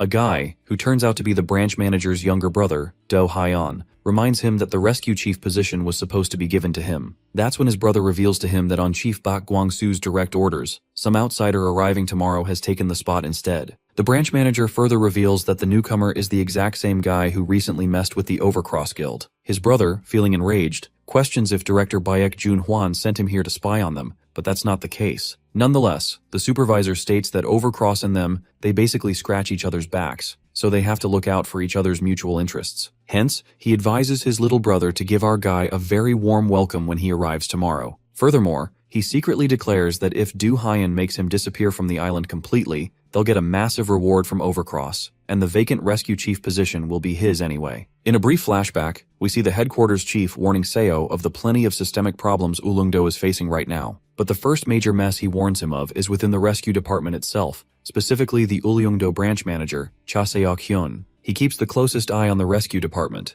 It's revealed that he confiscates the valuable mana stones the rescue department harvests from killed monsters and has been pocketing the entire profit for himself this whole time. But headquarters can't easily fire him since he's got too much political backing, and every single person they send down there to replace him ends up quitting before they even settle in. The chief feels helpless, because even though everyone knows Seok-hyun is deeply corrupt, he somehow keeps the island's defense grid running. That's why he's counting heavily on Seo. He lets him know that he won't even publicly announce how long Yule will be staying there, claiming he will pull some bureaucratic strings on his end too. To sum it all up, the chief tells Yule that the whole power dynamic of the island changes, depending entirely on his results. The scene then shifts back to the present, where our hunter, upon reaching the local branch building, finds its physical maintenance to be a total shit show. He's officially welcomed by Yoon Sung-jae, the primary healer of the rescue department. Seung-jae informs him that 7 of the active members are out on a routine patrol right now, while the remaining officers are waiting inside the office. In the office, the team members are busy playing cards and loudly arguing with each other when they finally notice Seung-jae and Seo-yul entering. They wonder who the unfamiliar young guy is, to which our protagonist firmly announces that he's the one who'll be giving orders to them from now on. One of the veteran guys jokes around as he realizes that this must be the infamous guy who got kicked out of headquarters for running his mouth to the executives. He mockingly offers Yule a drink to welcome him to the team, and the others cheer along with him, until Yule suddenly flings the bottle away with immense force, causing it to shatter and spill all over the card table. He then rigidly addresses everyone, informing them that from now on, they're cleaning this entire facility until there isn't a single speck of dust left. The same guy who joked before gets instantly pissed off, cursing loudly at Seo as he intends to fight him, when Cha Do-hyun, the brother of the branch manager, steps in to stop him. He tells Yule that he understands he is excited about the sudden promotion, but lets him know that they have a certain established way of doing things around this island. Our hunter, after closely analyzing his facial features, remarks that Du Haiyan has got a real nasty face on him, suggesting that they drop the official ranks right now and have a quick sparring round.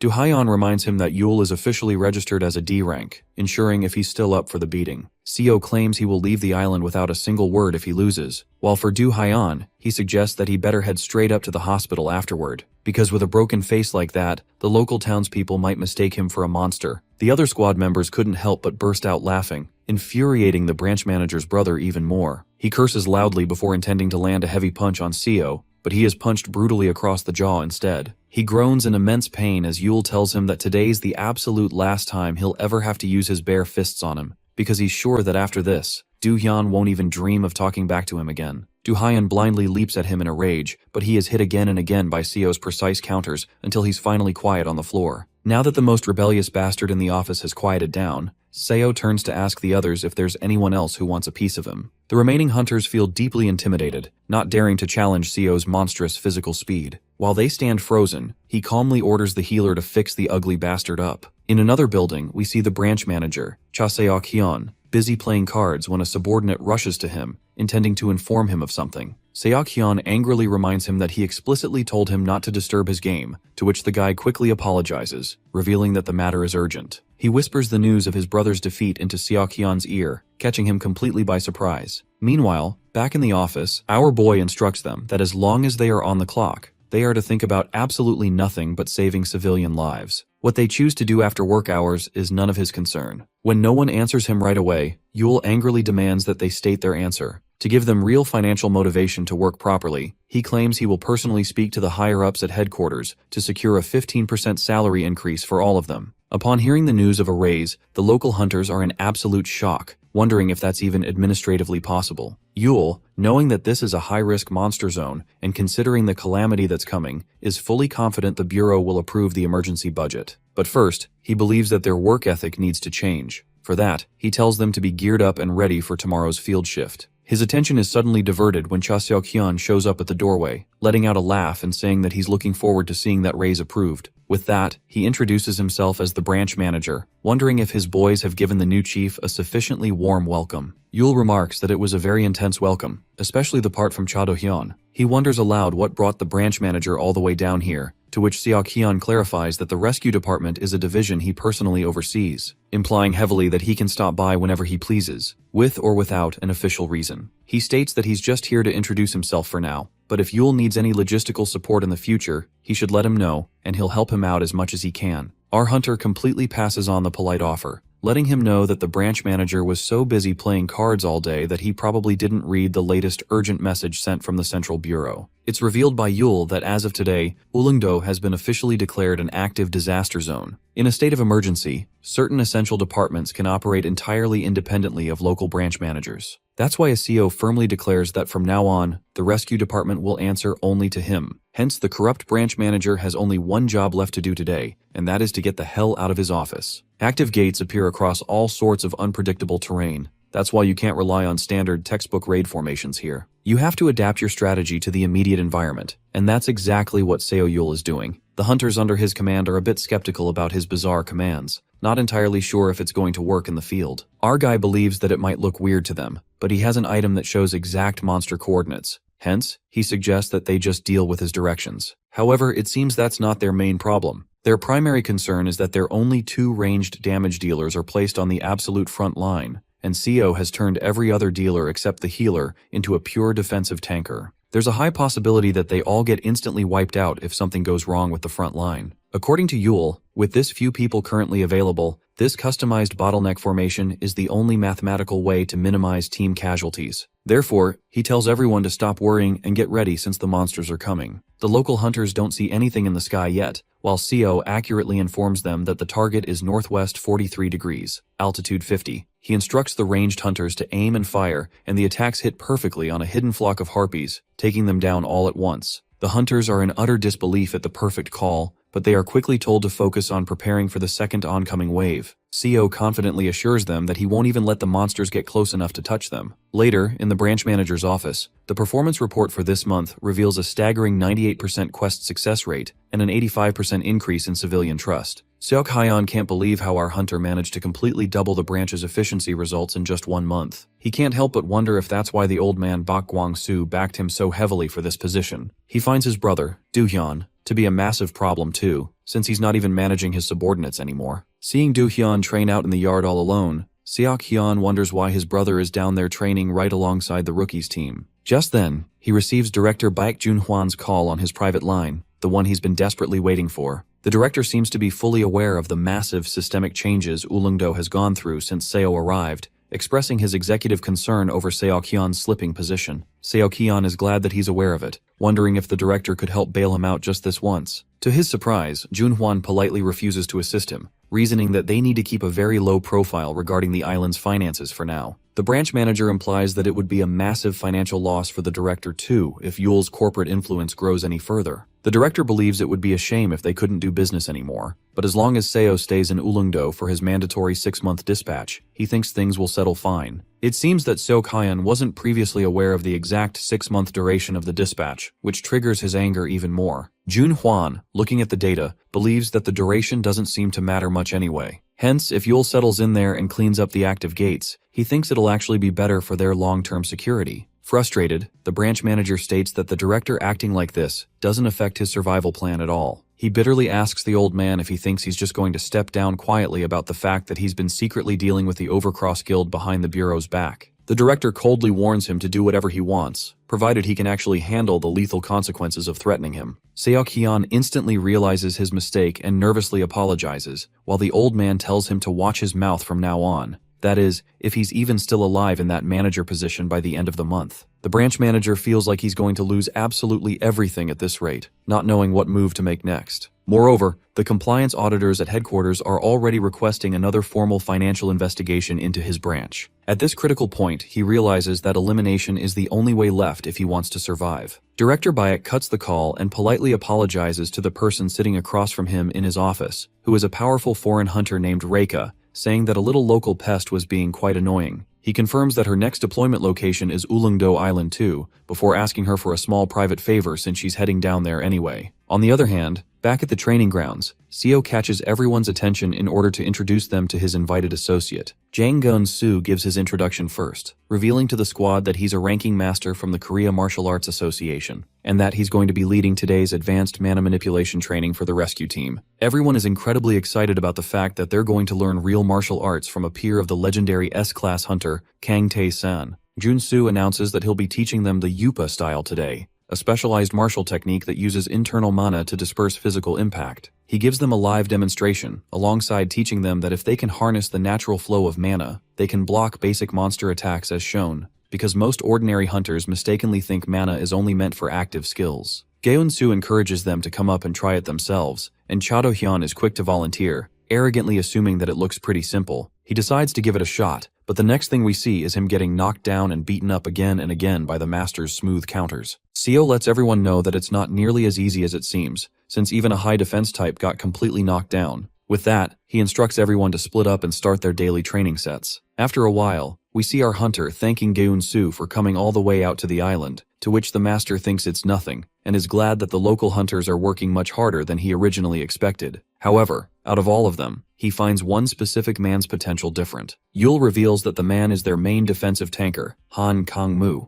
Just then, Geun-soo stops as he hears the distinct howling of wolves near the local village, which is strange when there aren't supposed to be any native wolves on Ulleungdo Island. Geun-soo makes sure to ask if they aren't rogue dungeon monsters, and Yul is positive that's not the case as there were no reports of a gate opening from the monitoring grid, until Yul suddenly activates his sixth sense, only to realize with horror that the biological signature belongs to a werewolf. He instantly rushes away into the forest, before loudly telling them to get the local residents to the emergency shelter immediately. The sudden werewolf ambush leaves everyone in utter disbelief. Fortunately, Seo Yul foresees the attack before the situation can escalate into a life-threatening scene. Our guy finds it odd because, normally before a dungeon break occurs, the branch manager is supposed to pass on the gate coordinates from headquarters. He fights those werewolves, ripping them into pieces with his spear. But things just don't add up for him. He ruminates on the fact that things have escalated this far, which means the branch manager, Seok-hyun, must have withheld the coordinates on purpose. Even if the manager wanted to ruin his reputation with casualties, this will automatically hurt him too. Our boy assumes that manager bastard wasn't even thinking that far ahead and decides to deal with him later. For now, he focuses on dealing with the werewolves and activates his Labyrinth level 3 trait. That's when the monsters are released from the labyrinth, while Seo Yul aims to intercept the enemy. Meanwhile, in Ulleungdo Shelter number 2,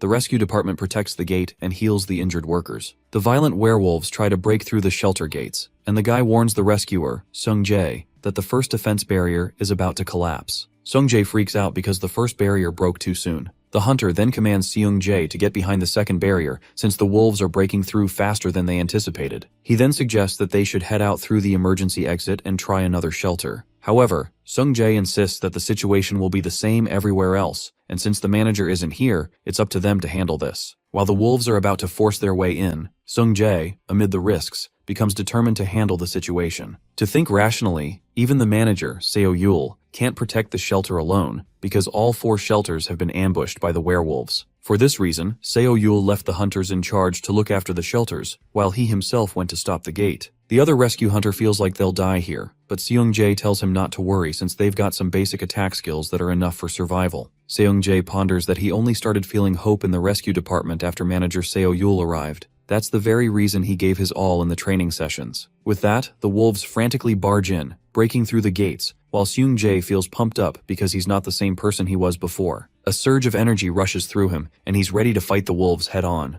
And just like that, Sung-jae awe-strikingly lands a blow with the weapon that pierces through the monster. On the contrary, somewhere in Ulleungdo, the girl Reika, who is suspected to be sent by Baek Jun-hwan, is being chased by a wolf. As the wolf attacks her, Reika draws out her sword. However, at that moment, Seo Yul comes out of the blue, killing that wolf in a single spear strike. He is ambushed by another wolf, but the bees from the labyrinth attack the wolf, ripping its head off. The assassin, Reika, witnesses the sight, which is worthy of praise. She observes that our boy is an awakened, a powerful one at that. She's surprised that an awakened like this was even here. Just then, our boy leaves and suggests Reika head to the shelter instead of fighting. Since Seo Yul is swamped with work, he runs off to the next location. Our fella, followed by his labyrinth army, notices that the gate is gone. He used his mana, but bringing out the labyrinth monsters did get a good result against the werewolves. Besides, Seo Yul unlocks a new skill, Illusion Labyrinth. With that, our boy heads to help the others, when suddenly he halts his movement after hearing a howling echoing across the island. Since the roaring is so deafening, he suspects that it's the monster boss. While he's busy fighting the pack of wolves, Seo Yul is baffled about the monster boss's intentions. However, he knows one thing for sure. Things will get dangerous if the team runs into that thing.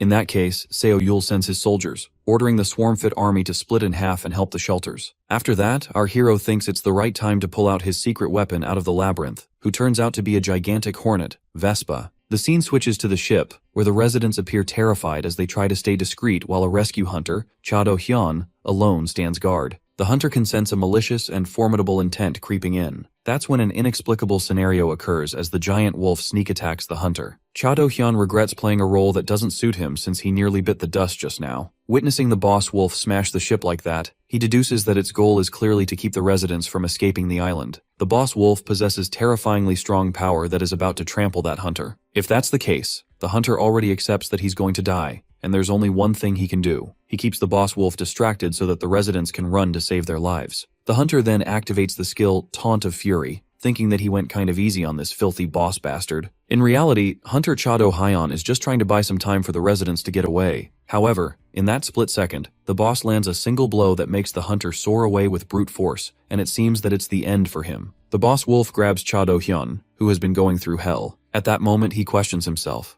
Why did he ever try to change his ways and choose kindness over carelessness? If it were the old him, he'd be hunkered down safely in a shelter instead of trying to be a goody two-shoes who is now on the brink of death. However, in his mind, a vision unfolds where his efforts as a rescue hunter are acknowledged by people for saving their son. That is the moment that melted his heart, and it was a rare yet beautiful feeling that he'd never experienced before. At that moment, the man feels as spirited as ever and releases himself by chopping off that monster's fingers. Just as the boss is about to shred Chado Hyun into bits between its fangs, things take a 180-degree turn when abruptly, the labyrinth opens. The labyrinth activates as a bright yellow flash illuminates, and in the next second, they enter Seo Yul's domain. It turns out that Cha mistakenly gets pulled into the labyrinth as well. He is left wonderstruck, assuming that it's a dungeon. Shortly, Seo Yul appears, impressed by his own skill that pulls someone into the labyrinth without using a sphere. On the other side, Chado Hyun recognizes the voice and witnesses his chief, Seo Yul. The hunter expresses his astonishment, and he's quite quick-witted to notice that our boy created this domain. Well, our fella is not that amused to see him and knocks him out because he saw something he shouldn't have. He gives that dude a potion and a sedative fused in one. Nonetheless, Seo Yul encounters the boss wolf and decides to tag out because from here on out, our hero will be the opponent instead of his clumsy subordinate. On the contrary, the rescue hunters at the shelters give it their all to take down the stubborn werewolves. The hunter who's fighting is on the verge of collapse as his arms tremble and his legs have already given out. And looking at Sung Jae's condition, that fella looks like he can barely stand. The situation seems to be getting out of hand now. The rescue hunter pushed himself to the limit in training, but he thinks there wasn't enough time to get strong. Just as the werewolves are about to rip Sung Jae to pieces, Seo Yul's Swarmfit army arrives on time, beheading the enemy one by one. The bee monster exudes jaw-dropping power and skills, taking down the enemy like it's a cinch. The hunters couldn't believe their eyes when they witnessed the bee monster defeating the enemy in an instant. After the bee glides away, Sung Jae thinks he's already dead because he's just been saved by a monster. Meanwhile, in the labyrinth, Seo Yul fights off the boss monster, admitting that this werewolf is the strongest boss he's encountered so far. Not to mention that this big guy is cunningly attacking while avoiding all the traps set within, which means the boss wolf's instinct and senses are pretty decent. Seo Yul, knowing that he's the one triggering the traps, deduces that the boss is actively dodging all the attacks, meaning they've got his full attention. Our guy then starts running, making the boss chase after him, when suddenly they break through the labyrinth's wall and the wolf gets wounded by blue fire. Our fella gets it. The boss is trying his best to be wary of the traps, but the werewolf totally forgot it has more things to be worried about. That's when Seo Yul utilizes his ultimate skill, Dragon Flame Heartbreaker,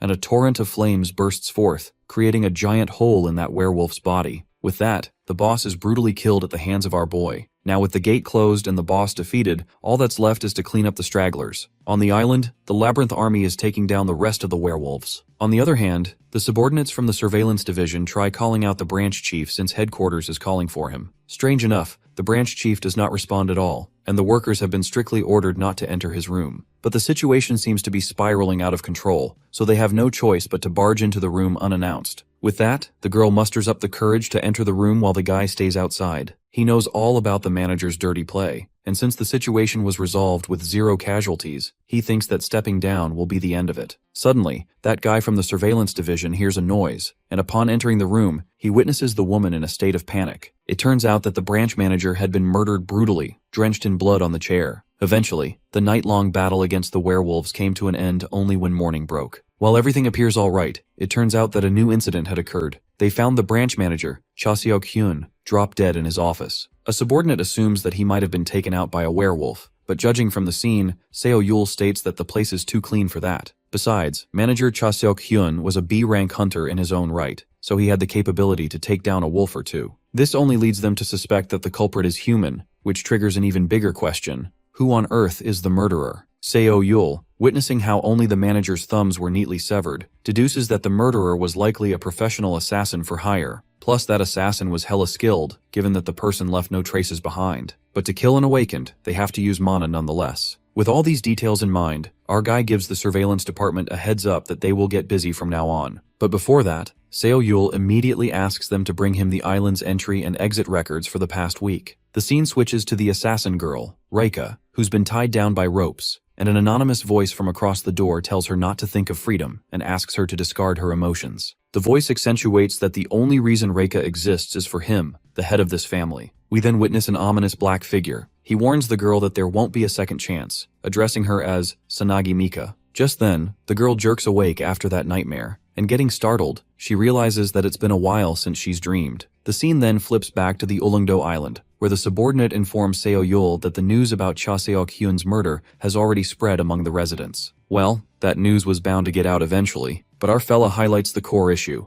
They've halted the boat service for days, so people are bound to complain. While our guy asks how the situation is, the surveillance head assures him that everyone's fine, and, if anything, everyone's excited to hear that Seo-yul is becoming the next branch manager. Regardless, the guy opens up that there's a suspect for the murder who just needs to be tracked down. He then asks Seo-yul if he's planning to apprehend the murderer alone. Well, our boy unapologetically admits that he's the best when it comes to tracking. Besides, everyone else is busy rebuilding the village. Our boy feels like he should apprehend the culprit, but the problem is that every time he tries to track them down and narrow the gap, they vanish into thin air. He wonders what kind of skill that is, but he believes it's only a matter of time before he gets a hold of it. He dwells on the possibility and speculates that if the culprit is hiding because they sensed his skill, then he'll just have to find them out the old-fashioned way, on foot. Within the island, Reika seems to be wandering aimlessly when a little boy bumps into her, tripping on the ground. The boy smiles, admitting that it's his fault that he bumped into her and fell. As Reika watches the kids being so energetic, her smile fades, and the haunting memories of her past come flooding in. For someone like her, who has done nothing but kill since childhood, it's only natural that beautiful memories like this don't exist. That ominous figure who was the head of Reika's family tells her not to envy the kids because there's no escape for her anyway. He advises Reika not to bother with emotions or feelings. Suddenly, a grim, dark aura emerges, and she decides to just do what she was born to do. As night falls, Seo-yul's labyrinth bee monster spots Reika standing by the sea. But as sharp as that girl assassin is, she immediately senses the monster's presence. The bee attacks Reika, who identifies that this monster belongs to Seo-yul. Well, at last, Seo-yul also exposes himself and addresses the girl as Natsume Aya, which is clearly not her name. Reika gets startled to see him, wondering how he found her so fast. Our boy refuses to disclose the details, but makes it clear that nothing escapes his sight. Reika does not even bother to play hide-and-seek anymore, drawing out her assassin sword. Seo-yul begs that woman to at least let him catch his breath since he rushed all the way here. But that assassin doesn't hold back, and our boy summons his spear as fast as possible. Their weapons collide, and Seo-yul suggests Reika surrender quietly. Plus, he has quite a few questions for her. Strangely, a dark aura materializes beneath her, and the assassin girl slips through that dark hole, vanishing into the shadows. A realization hits Seo-yul when he comprehends how this assassin is evading his detection. Reika sneakily emerges from behind to ambush him, but our boy detects her shenanigans. Seo-yul evades her attack, landing a powerful kick. He assumes that if the assassin emerges from the shadows to attack, then he can definitely hit her. Meanwhile, Reika is low-key worried because our hero turns out to be just as strong as she feared. Not to mention that just blocking his strikes made her arm go numb. She can't afford to hesitate any longer. It appears that the assassin leans to her last resort since she has nowhere to escape. Reika blows air into the flute while our boy rushes hysterically, sensing an impending danger. He doesn't know what the hell she's planning, but he feels the need to stop her before things escalate. Suddenly, a tentacle bursts forth, circling around Seo Yul to trap him. That's when a subjugation quest appears in front of our hero. Shocked, he wonders what the hell that flute was, because if that's it, it means that assassin is waking up the Kraken. While that assassin summons an octopus monster through the flute, our fella gets even more curious. He supposes that Reika isn't planning to run away after summoning some freak. Struggling, our boy finds it hard to break free of these tentacles by force, so he also decides to use the ultimate plan. He summons Vespa, the Queen Hornet, and commands it to apprehend the girl. Vespa fails to seize Reika as she vanishes into thin air. The boy struggles to break free from the Kraken, so he orders the Hornet to trail down that woman. Vespa rushes to obey his orders while he tries to undo the Kraken's tough hold on him. Yul wasn't planning on fighting him yet, but it seems that the Kraken wants to do it. With that, he awakens the unique effect, Roga, which evolves into a form that matches the user's will and fights the Kraken. Meanwhile, Vespa manages to find the lady assassin, who is taken completely aback by the sudden attack. She didn't even notice the Hornet approaching her. After fighting the Hornet, Reika realizes that its attacks are faster and stronger than expected.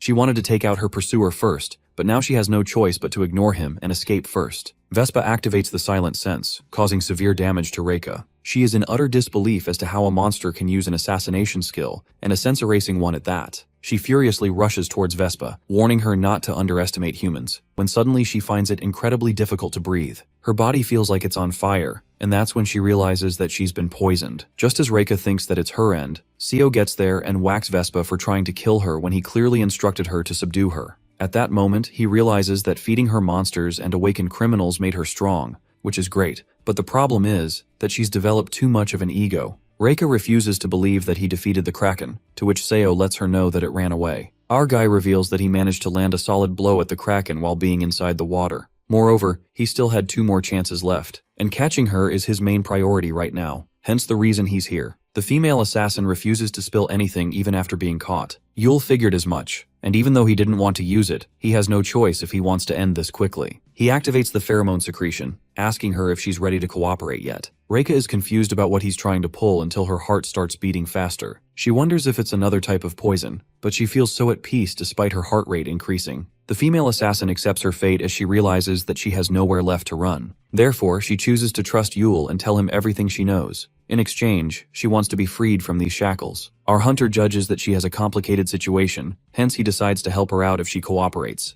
In the Overcross headquarters, the Rodeo Palace, Director Jun Hwan returns after a gate raid. He asks his subordinate if there is any word from that female assassin. The subordinate believes that the director's request was successful, but they haven't heard from her directly. The old man assumes that she might have died somewhere or been captured by Seo Yul. The subordinate wonders if there's a chance that she might leak their request, but Hwan is pretty sure she won't do that. He's convinced that she knows better than anyone that talking is pointless. If she's caught, she'll take her own life. Hence, the biggest issue right now for him is Seo's influence, which has been growing faster than expected. He's baffled as to why he keeps trying to climb up when he should have just stayed there and played house quietly. Referring to him as a troublesome bug, the old man calls someone. A few days have passed since those incidents. First, regarding Chaseok Hyun's assassination, it ended with the culprit vanishing without a trace. Afterward, Seo was appointed as the acting branch manager, and he immediately cleaned up the hunters involved in Seok's corruption and paid out bonuses to the team members who had worked so hard. Now, our hunter has been dealing with Reika's problem. She reveals that the Tokugawa clan that her family serves has deep ties to Baekjun Hwan, and that's exactly why they gave her the assassination contract. Seo thought that Hwan was just a sly fox targeting him, but he's really running completely wild. After that, our boy questions Reika. What does her Tokugawa clan plan to do with the Kraken? The girl assassin responds that they were raising the Kraken as a test subject to strengthen the clan's power. Upon hearing this, Seo Yul contemplates that the clan might use that test subject monster as an international bargaining chip. Nonetheless, he decides to dump all this complicated politics aside now, because what matters the most is that the Kraken is awake, which puts the islanders in grave danger. Being considerate, our boy reminds Reika that he decided to help because of their promise, but also because she hesitated to wake the Kraken. Even so, he doesn't go easy on her because if Reika was just following her clan's order, her sins for murdering someone aren't erased. So while Seo Yul helps her, he also plans to punish her. The assassin agrees to accept any punishment he gives her. From then on, our fella commands her to follow his orders and save as many people as she can. That is Reika's punishment because all she has done in her life is kill mindlessly. And now it's a real test for her to save lives, even if she doesn't want to. The female assassin finds it ironic that her punishment demands she lives the exact opposite of how she's lived until now. Reika decides to follow Seo Yul's order to save lives, which surprises our fella because of how quickly she made up her mind. Hence, for the sake of her true freedom, our boy starts by changing Reika's name. Shortly, our branch manager is interrupted by Hunter Seong-jae, who barges in hysterically, revealing that a kraken has appeared. It turns out the kraken awakening is all over the news, and now all the residents are gossiping about it too. Seo Yul gets a bit frustrated since he was planning to hurry to control the situation, but everything's moving faster than expected. Meanwhile, Seong-jae feels peculiar since he never thought the monster in the nearby waters would be a kraken. This leads to him questioning who knew it was a kraken and reported it to begin with. Well, it wasn't the residents, which leads them to speculate who it might be. In the next moment, director Baek Jun-hwan appears on the news after getting the request from the government to eliminate the kraken, but he refuses, reasoning it would be difficult for them. That old bastard dumps this responsibility on Seo Yul by mentioning that he's a capable branch manager who can manage on his own. Smirking, Baek Jun-hwan claims that he'll send support if Ulungdo asks for it. Seong-jae immediately speculates that Baek is the one behind the news outbreak, and Seo Yul is happy for his quick-witted response. The reason why Seong-jae points out director Baek is because he strongly believes that this old man is clearly connected to Cha Seo-kyun and his murder. Yawning, our fella advises his junior subordinate not to overthink and highlights one thing for him. If they do what Baek Jun-hwan says, he'll just keep walking over them. The plan is simple. They just don't do whatever that old hag says. Just then, the branch manager alerts everyone to get ready, declaring that they'll be taking down the kraken. Upon hearing this, silence falls over the room, but soon the team is thrown into an uproar. Seo Yul elucidates that they don't have time to wait for other hunters. He then addresses Hunter Cha Do-hyun, saying that it's his time to shine. On the contrary, on the island, the sharks are hunting for their food in the sea when suddenly they're captured by the kraken hidden in the shallow waters. Enraged, the kraken is hell-bent on making the guy pay for the humiliation and scaring him, referring to Seo Yul. Later, all the forces gather to take down the kraken. Seong-jae dubiously asks Seo Yul if they can handle this, but our boy plans on finding that out later. It turns out that our dude was being sarcastic and assures the hunters they've got a real shot at this. With that, he shows an item that is perfect for today's match. The item is Sea Dragon Boots with a legendary grade, and the effect is even crazier. It allows the wearer to run on water. The second item is a Deep Jade Orb that allows the user to breathe underwater when consumed. Seong-jae is amused by the items, and so he asks the branch manager if he bought these items. While it sounds like our boy sent for them, he reveals that a package arrived this morning from a place called Wizard Kingdom. It was sent by someone named Ian, who's a griffin. Our fella has never seen a griffin respond like that before. Upon hearing this, Seong-jae freaks out because that name and griffin ring a bell in his mind.